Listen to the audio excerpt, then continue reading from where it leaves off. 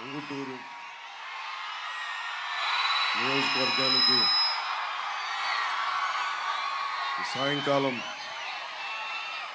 ఇక్కడికి వచ్చి ఇంత ప్రేమాభిమానాలు చూపిస్తున్న ముందుగా మా ఆడపడుచులకి, యువతులకి, మీ అందరికీ నా హృదయపూర్వక నమస్కారాలు. హారతులు తీస్తున్న మా ఆడపడుచులకి నా ప్రత్యేక నమస్కారాలు. తెలుగుదేశం కార్యకర్తలకి, దూరాన తెలుగుదేశం జెండాలు మోస్తున్న కార్యకర్తలకి నా హృదయపూర్వక నమస్కారం. మబ్బుల్లో పరిగెత్తే పిడుగుల్లాంటి మా జన సైనికులకి నా ప్రత్యేక నమస్కారాలు. కష్టం ఉంటే కథం తొక్కే మా వీర మహిళలకి నా హృదయపూర్వక నమస్కారం. దారి పొడవునా పెద్దలు, ఉంగుటూరు నియోజకవర్గ పెద్దలు దారి పొడవుతా వారికి నా అభినందనలు తెలియజేస్తూ ఉన్నారు. మేడలపైన, మిద్దెలపైన ఉన్న ప్రతి ఒక్కరికి కూడా నా హృదయపూర్వక నమస్కారాలు. ఇది మనం కరెక్ట్గా ఇంకొక 13 రోజుల్లో మే 13న మనకి ఎన్నికలు. పార్టీ పెట్టి 2014 నుంచి దశాబ్దంగా యుద్ధం చేస్తున్నాం. ముఖ్యంగా జన సైనికులకి, వీర మహిళలకి నేను ఈ రోజున పొత్తు ముందుకు తీసుకెళ్ళగలిగాను. మనకున్న ఉంగుటూరు ఎమ్మెల్యే గారు వాసు గారు ఇంకోసారి కావాలా లేదా, ఆయనకి ఎమ్మెల్యేగా ఉండాలా లేదా అనేది వాసు గారు ఎమ్మెల్యేగా కావాలని కోరుకుంటున్నాను. సో వైసీపీ ఓటమి తథ్యం. సరే, సో వైసీపీ ఓడిపోతుంది కాబట్టి ఇంక వైసీపీ గురించి మనం మాట్లాడుకోవాల్సిన అవసరం, మనం ఏం చేస్తాం మాట్లాడు.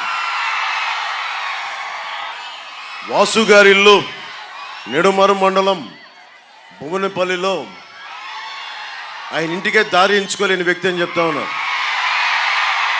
ఒక ఎమ్మెల్యే అండి, సొంత ఇంటికే దారి ఎంచుకోలేని వ్యక్తి మన దారులు ఏం పుడుస్తాడు, మన రోడ్లు ఏం వేస్తాడు.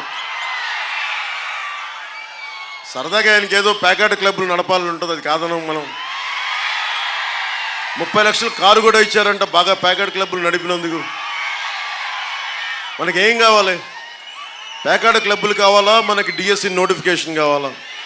ప్యాకెట్ క్లబ్బులు కావాలా, ఉపాధి అవకాశాలు కావాలా?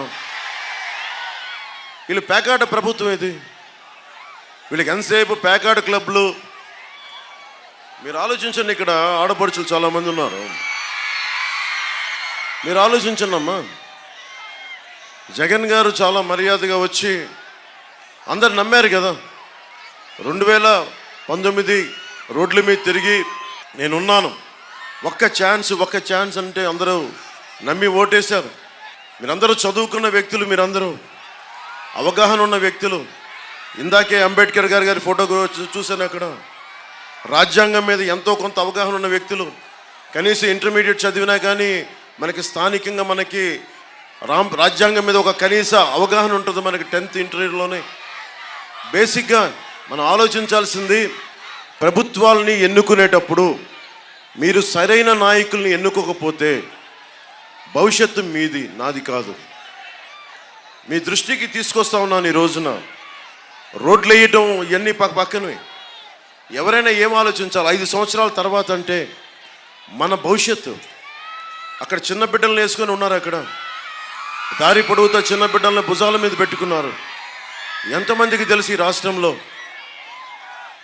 ఎంతమందికి తెలిసి ఈ రాష్ట్రంలో, ఈ రాష్ట్ర ప్రభుత్వం పాలనలో 5 ఏళ్ల పాలనలో నాడు నేడు పథకం ద్వారా స్కూల్స్ అభివృద్ధి చేశామని వైసీపీ నాయకులు చెప్తున్నారు. మీరు ఎన్ని స్కూల్స్ అభివృద్ధి చేశారో లేదో మాకు తెలియదు, కానీ పేకాట, మద్యం మటుకు, ఇసుక దోపిడీ మటుకు చాలా అభివృద్ధి జరిగింది. జగన్ నాయకత్వంలో ఈ ప్రభుత్వం ఎయిడెడ్ కళాశాలల్ని, ఎయిడెడ్ స్కూల్స్ని మూసేస్తుంది. ఈ ప్రభుత్వం 4709 పాఠశాలల్ని మూసేసింది. ఈ 5 ఏళ్ల కాలంలో స్కూల్ మానేసిన విద్యార్థులు 3,88,000 మంది విద్యార్థులు స్కూల్ మానేశారు. 5 సంవత్సరాల నుంచి 18 సంవత్సరాల వయసున్న విద్యార్థులు, ఇది మీరు చాలా జాగ్రత్తగా వినాలి. ఇది 5 సంవత్సరాల నుంచి 18 సంవత్సరాల వయసున్న విద్యార్థులు రాష్ట్ర